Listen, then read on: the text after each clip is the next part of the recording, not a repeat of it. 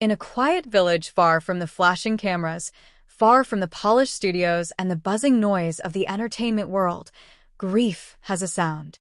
It is not loud. It is not dramatic. It is the trembling of an old woman's voice as she wipes her eyes with the edge of her sleeve. It is the shivering of a man's shoulders as he turns away from the camera so no one sees him break. It is the slow gathering of neighbors who stand outside a family home because silence feels too heavy to carry alone. This village did not ask for attention.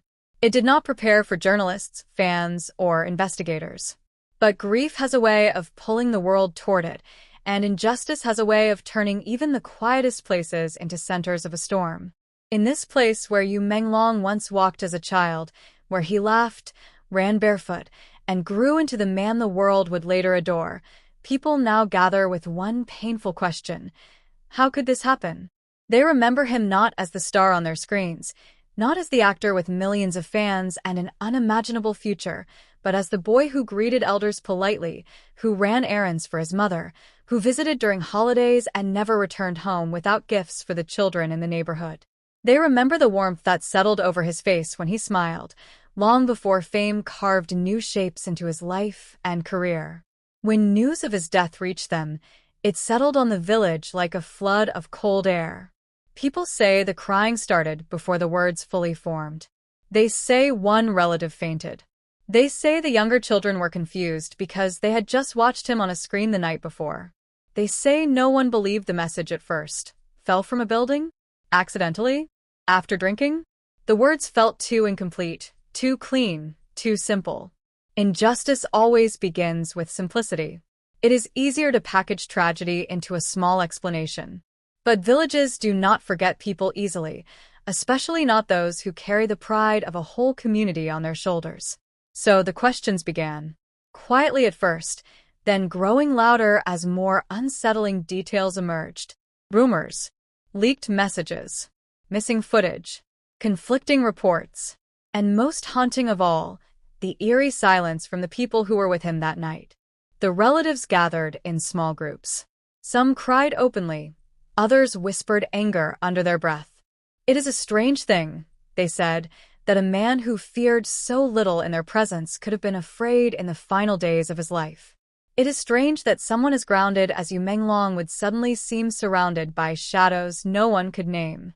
Villagers recall the last time he returned home. He looked tired, they say, but he hid it well. He joked with his cousins, hugged the children, and told stories about how tough filming schedules could be. But when people replay those memories now, they notice something different. The way he occasionally spaced out, the way he looked at his phone a bit too long, the way his smiles forced themselves past something heavier behind his eyes. People in the city may read news reports and shrug. But villagers notice small things. They read emotions like they read the weather, not always perfectly, but with a natural instinct. And now, when they gather to discuss his passing, they speak of a heaviness they wish they had recognized sooner. His mother's cries are said to echo across the compound. She does not speak often to outsiders anymore, but those closest to her say she wakes at night, calling his nickname from childhood. They say she sometimes sits alone for hours, staring at his photos as if waiting for him to walk through the door again. Some evenings she stands at the gate, wiping tears as neighbors gather around her, each offering comfort that feels too small for the size of her loss. But even in heartbreak, there is fire, a fire fed by unanswered questions. The relatives want truth. Not the convenient truth, not the softened truth, but the full truth. Why was the investigation concluded so quickly? Why did key witnesses disappear from the conversation? Why were some voices silenced online? And why do those who were closest to him in his final hours refuse to speak publicly, even as the world begs for clarity? His relatives are not seeking fame. They do not want attention. They want peace. And for them, peace cannot begin without justice. They believe that the final hours of his life hold answers, real answers, and the silence surrounding those hours feels too heavy, too intentional. They speak of him with a tenderness that breaks the heart. One elderly aunt recalls feeding him rice balls when he was young. She remembers how eagerly he listened to stories, how he admired anyone who worked hard, how he promised he would make the village proud. She covers her face when she cries, embarrassed at her own pain. But grief has no rules, and hers spills out in trembling sobs that sting the ears of everyone listening. His cousins, grown now, talk about him as if he were still one step away from visiting again. They remember him giving them advice about school, telling them to stay away from trouble, promising to support them if they ever wanted to pursue big dreams. Now they stand together, their voices nearly breaking as they vow to speak up for him, even when others stay silent. Some villagers talk about the night they heard the news. They say the sky was unusually quiet. They say dogs barked for hours. They say that kind of silence can only mean the world is mourning something too beautiful to lose. Now reporters occasionally show up, hoping to capture the raw emotion of the village. But the relatives do not perform grief for the cameras. They do not exaggerate. They do not embellish. They simply tell the truth, that their pain is deep, their questions are unanswered, and their hope for justice will not fade. Their tears say everything. They speak of the kind of sorrow that does not heal with time. They speak of a truth that begs to be uncovered. They speak of injustice that refuses to be quiet. And their tears are turning into strength. Not loud, not violent, not chaotic, but steady, persistent, and impossible to ignore. Because in the absence of clear answers, grief becomes a voice. And when many grieving voices gather, they form a movement built not on fame or gossip, but on love and memory. The villagers, in all their simplicity, have become the emotional backbone of the demand for truth. Their cries cut deeper than online debates or fan discussions. They remind the world that behind every celebrity is a real human being with roots, family, and people whose lives are forever changed by their loss.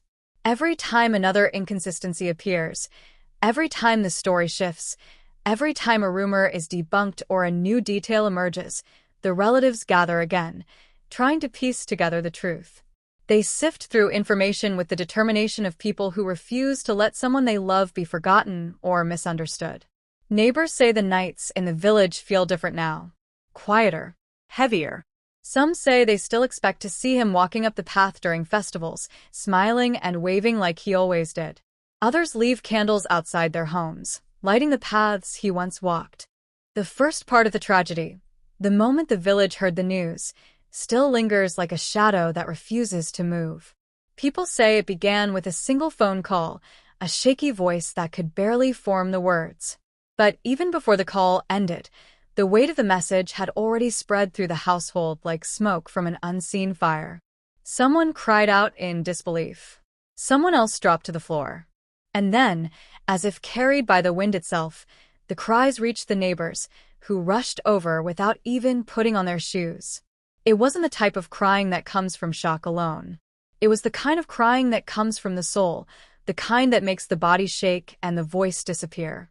The kind that tells you something precious has been lost forever. Elderly relatives collapsed into the arms of younger ones. Children clung to their mother's skirts, confused by the chaos around them. People tried to comfort one another, but every time someone said his name, a fresh wave of pain washed over the room. One man, an uncle who had known him since birth, stumbled out of the house and leaned against the wall, covering his face. He didn't want the others to see his tears. In the village, men often hide their emotions, believing that strength must not break. But that day, his shoulders shook uncontrollably. He whispered softly, "Not him, not like this," as if the world had made a mistake that could still be corrected. A younger cousin ran down the village road screaming his name, hoping somehow it wasn't real, hoping someone would wake him and say it was all a misunderstanding. But the road remained quiet, the field silent, and the sky too still for hope. Inside the house, his mother's cries tore through the air. Her voice rose and cracked, echoing into the courtyard, pulling everyone into her grief. She asked the same questions over and over again, even though no one had any answers. How could her son, so full of life, so careful, so beloved, fall to his death after a simple night out? Why him? Why now? And why did the explanation feel so thin, like paper trying to cover a wound too deep to hide. Neighboring women gathered around her, guiding her to sit down, fanning her, holding her trembling hands. Someone brought water, but her lips could not hold it. Someone else tried to remove the phone from her grip because she kept scrolling, searching, desperately looking for something, anything, that made sense. All around her, fragments of conversations floated through the room. He never drank that much. What really happened? This is not right. There's more to the story. Each whispered suspicion only deepened the ache. By evening, half the village had gathered outside. No one went home. They stood in small groups, sharing memories of him.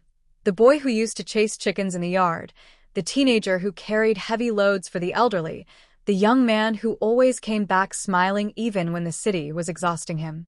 Someone mentioned how he used to sit beside the river and talk about dreams bigger than the clouds. Someone else recalled how he promised to build a better house for his mother once he became successful. And then, of course, someone whispered the words that made everyone go quiet. He looked tired the last time he came home. Not tired from work, tired in his heart. Those words spread like a chill through the crowd. The villagers exchanged uneasy glances, remembering the way he had paused before answering questions, the way he stared off into the distance sometimes, the way he brushed off compliments with a smile that didn't reach his eyes. A neighbor remembered a moment so small it seemed unimportant until now. During his last visit, she saw him standing alone at the gate in the early morning, staring at the mountains. She had greeted him and he smiled, but the smile was slow, heavy, like something was weighing on him. She dismissed it then. Now she regrets not asking him if anything was wrong. Another relative recalled something even more haunting. He had mentioned pressure but didn't explain what kind. He laughed it off, but under the laugh there was something fragile, something that now feels like a warning that no one recognized in time. The night after the news broke, the village stayed awake. Candles burned outside homes. Shadows danced on the walls as people sat together, speaking in low voices, trying to make sense of a tragedy that refused to make sense. Some prayed. Some cried until their voices faded. Some simply stared into the darkness, seeing him in every memory. A small group of children gathered near the courtyard. They had seen him during festivals, watched him on TV, and received treats from him whenever he visited. One of them asked softly, "Why won't he come back?" The question froze everyone in place. Adults exchanged helpless looks. They didn't know how to explain death, much less injustice, to a child whose heart still believed good people could not vanish. Later that night, a cousin opened his phone and played one of his older interviews. The audio echoed through the courtyard. His voice, warm, humble, full of life, filled the air. People closed their eyes, some smiling sadly, others crying harder. In that moment, he felt alive again.